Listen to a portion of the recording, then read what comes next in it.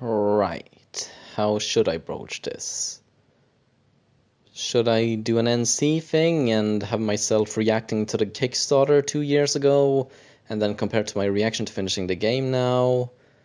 Or maybe I could and maybe I could just look out at the clouds flowing by and looking all melancholy and wondering melancholic looking all melancholic and wondering if maybe my mean comments hurt the developers even though no one watches my channel. Is there any way I could... You know what? Fuck it. I'm just gonna start. Hello everyone. 2 years ago, a recently formed company called Madmind Studios launched a Kickstarter for a hellish survival horror game called Agony, which looked like it could be a revitalization of the entire survival horror genre, taking classic elements and taking them further than any previous title could have. While the studio only consisted of 9 people, the trailer, premise, concept art, and their experience on AAA titles like The Witcher 3, The Division, and Sniper 2 convinced $180,000 worth of internet innocents, including yours truly, they could pull it off. After its release 2 years later, most everyone agreed they couldn't. If you want to know what it was that made this game so bad, there is a plethora of videos and articles explaining in detail what's wrong with it. None of that is what this video is about. I want to focus on that specific aspect that sucked everyone into the Kickstarter in the first place. The design of hell, its demons, and the visual wonder we were promised in all of the promos we saw from the Kickstarter. Everyone can shout and moan, but I prefer constructive criticism, and believe it or not, there is a lot of not bad things to say about this game. There is so much in fact that this one video won't be enough. I'll have to put it up in different parts. And I really hope that this video analyzing the visuals of a universally hated game will make up for my lack of creative work. I want to analyze what works and what doesn't, and maybe we can learn a little bit from it as well, I don't know. So sit back, relax, and let's go for a trip into the tumid pits of hell. Up there on that screen. It begins, unsurprisingly, with a gorgeous looking promo they used for a trailer, as it was too gorgeous not to be used in the game, and ends at a plateau before a fortress with walls that look like tanned leather stretched across bones, with what I always believed to be the red goddess, Dionysus, seated like a vulture across the entrance. I'm not gonna waste too much time just describing the scene, I'll just talk about it, and this looks amazing. I feel like I've stepped into one of those jarring Caravaggio paintings documentary filmmakers used to artistically display the horrors of Christendom, or living during the Middle Ages. That's not surprising considering game makers have taken inspiration from painters for decades, and these days saying a game is inspired by Beksinski or Geiger is a cheap way of generating buzz around the project.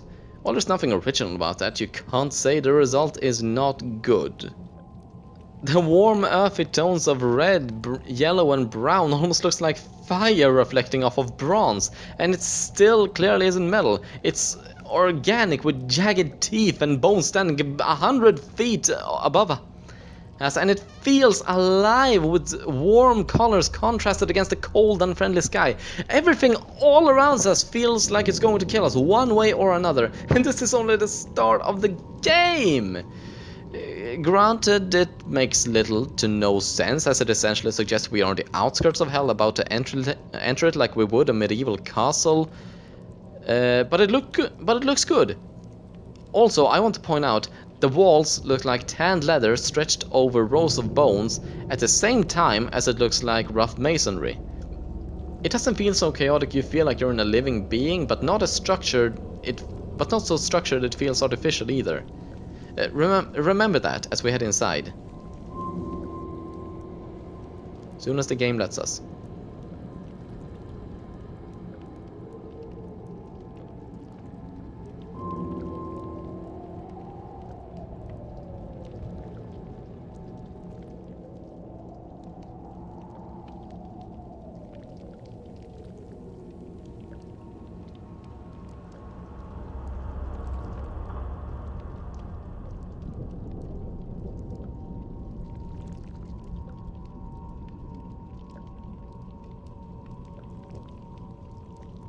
while the anatomy transcends into a hard Gothic architecture, between ribbed vaults and vertebra columns, three-dimensional details come into view.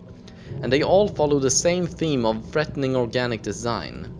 Just take the floor, which looks like the unsafe fragile ground of a forest laid out like a carpet in front of you.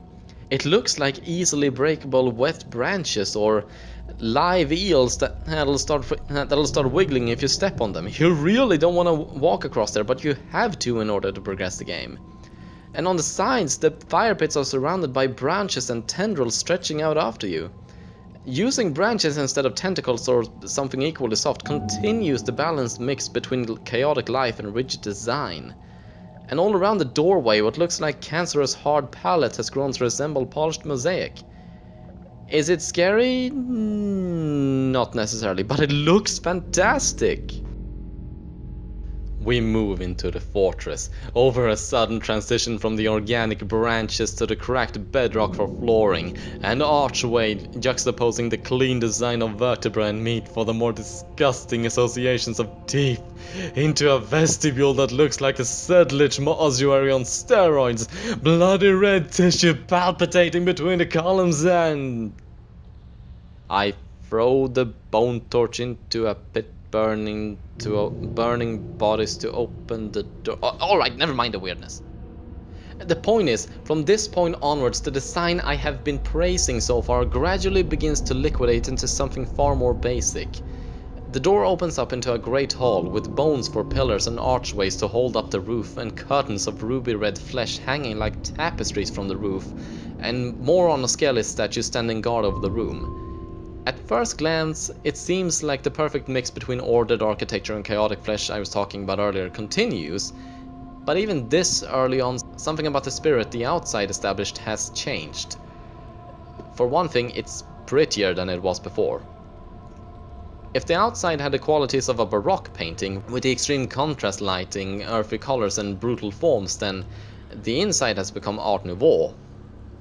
The walls and roof are all swooping, beautiful shapes symmetrically centered around what looks like a closed flower bulb.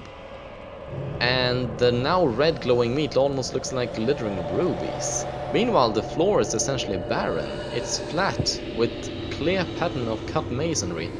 And near the right stairs it opens up like a broken ruin into some kind of pit you'll have to go down. It really does look like a fantasy castle, but because it's so different from the outside, I begin comparing the two and realize their only similarities is they both have a certain kind of structure, which has me questioning why I ended up outside of Hell's border in the first place. But this is not a review of the game, so I will gloss over that. The game eventually makes us go down the pit, where we find one of the most memorable features of the game trailers and the demo, the screaming man dragged into a wall by 16 hands.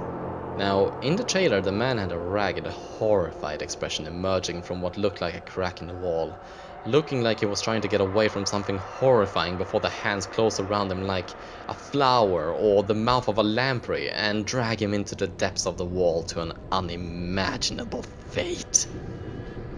See if you can spot the difference.